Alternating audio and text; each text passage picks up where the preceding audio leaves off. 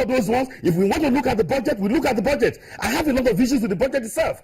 Apart from all these issues that you are talking about, that it's not about change for change's sake. We want a positive change in Nigeria. And I'm saying that one of the first steps to be taken to make sure that there is change in this country is for you to make sure that our budget is out on time and it's a clean budget. We have it. Wait a minute. We have a dirty budget right now. We have a dirty budget because the man who spoke the last word on the budget was telling us right here and now that there are so many things that are missing in the budget. We have a situation where they're just talking of 70 billion in a trillion naira budget. What are we talking about here? Okay. We are looking at a situation where nobody can say in particular that we have a budget that is articulate, that is ready to face the problems of this nation. We are still talking about, is it possible, is it not possible? The first fundamental error you committed was to say that even as the dollar, as the oil price has gone down drastically, Mr. President was presenting the budget and he was still talking about some prices that are not really realistic at all. Okay. That was the beginning, and that's the foundation of all budgets in Nigeria, because it's an oil economy. Can I inform you, brother, that fundamentally, when you talk about how early or how late a budget comes into play, you're talking about a government that was sworn in on the 29th of May, and you're talking about a government that presented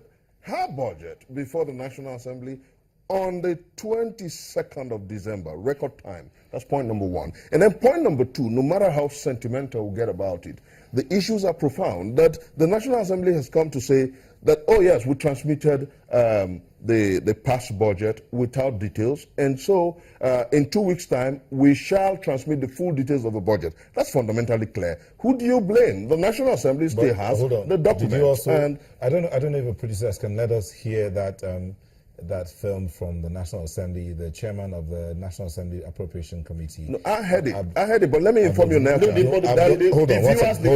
Abdul Mumin Jibrin, who talked about this not being the first time this has happened. Can we have that film playback, please? Presentation or highlights. We'll have it in the course of the... can we get it now, please? There is nothing abnormal. It's a normal practice for the National Assembly to send the appropriation bill, the estimates, to the president. And it is also not abnormal for the president to decide to sign, to accent to it before seeing the details or after seeing the details. We've had a lot of instances where President Obasanjo signed the appropriation bill without the details. Then, of course, we came to Yara Adua, of course, who always prefer to see the details. So if President Muhammadu Buhari prefers to see the details before accenting to the appropriation bill, I don't think we should make a big deal out of it. It's absolutely normal. We carefully worked on the estimates, and we've sent back the estimate to Mr. President. And the estimate of the budget has been passed. And now we will take a week or two, which is the usual practice. It's a week or two to work on the details. Now we're looking at the reports that were submitted to the Appropriation Committee by the standing committees of the House. We're doing the final harmonization checks here and there before now sending the details to the executive arm of government. That shouldn't take a week or two. Okay. All right. No, hold on, gentlemen. Hold on. Please, take your time. He says it's nothing new. It's happened before.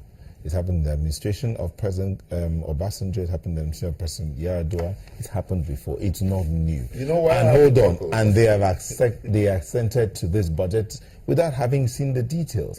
So why is the president delaying? You know why I have a chuckle? You actually have a chuckle too, because the truth is, he said, with respect to Obasanjo's regime, he assented without seeing the details. And then he went further to say that under Yar'Adua's regime, he insisted on seeing the details. And then we're talking about a change regime. You must see, if you're responsible to the Nigerian people, you must see the details. Let me say this. You must see the details, and I totally agree with Mr. President. And that's why I said that the National Assembly has owned to being responsible for the delay. Staying with that matter, there were some things he raised which I thought you were going to respond to, but I think I should bring them back here, because where you say that there's really nothing wrong with asking for details, which the Honorable Jibrin has also said there's nothing wrong. Fine, there's nothing wrong with it.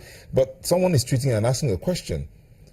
who do you blame then for the delay in the submission of the ministerial list, which is something he raised earlier? He said this administration has had several characteristics. One, he said tardiness, and all of that was inconsistencies in the budget, and then submission of ministerial list. Simple So is question. it the National Simple Assembly that bears that answer. blame Simple as well? answer. All over the world, I do not know where you qualify the time at which Mr. President submitted his list to the National Assembly as a delayed list, because all over the world, presidents under the Constitution determines when they present their list. Is the law.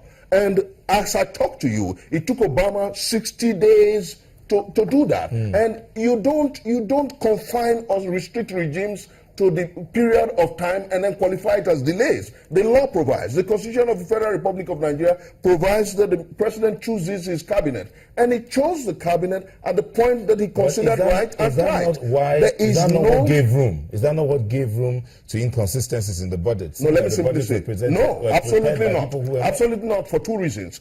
I say this, I just gave you historicity of budgets under this dispensation, and I just told you that if you follow the historicity of budgets under the dispensation, our president submitted his budget in record time. Okay, your response. Yeah, thank you very much, Prof. Once again, I would like to let you know that I am a strong advocate of change.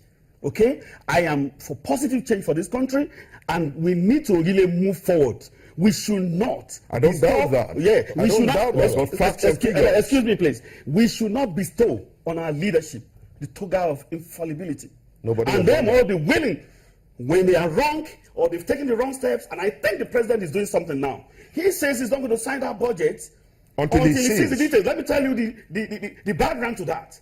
Because the budget that he presented in December was hurriedly, shamelessly put together without any form of seriousness attached to it. I do not see why a government like a change government that is on the mantra of change, of a positive change, that Nigerians said they've been looking for, will now come into office and allow the bastardization of the most important piece of document that they need to use. This is not a session for us to analyze the budget. I will have gone into that. This is a session for us to determine the culpability in terms of who is responsible for the delay. Abandon facts, not sentiments. Let me say Abandon facts, not Let me tell you sentiments. something. The most fundamental fact is what I laid down when I wanted to start. You have never referred either to the Constitution No, I or have the given you legislation. more The facts Constitution, than the you Constitution, have. You the abandoned Constitution, sentiments. the Con- You abandoned the sentiments, Constitution- and I say this. The All right, Constitution says gentlemen, one thing. one greater second, sense. one second. The Constitution- Gentlemen. Yeah, the Constitution says one thing. 1 second. Yes. Are we calm now? Yeah, we calm down. Okay. Yeah. So The please Con- finish up the so that you respond. You will Constitution- respond when you finish. Wait a minute, Prof. Go ahead. The Constitution was very clear and unmistakable. Was the budget presented before December ended? Let me The Constitution says present before the end of let me December. say this. Okay. Was it He said- presented before the end of December? Can he finish? I am You respond, raising please. rhetorical questions. Allow me to answer my questions. Okay? Whereas the Constitution says you must present it before the end of December.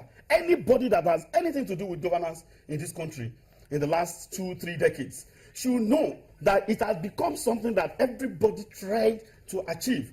And that is to say that I want to present my budget at least in August or September.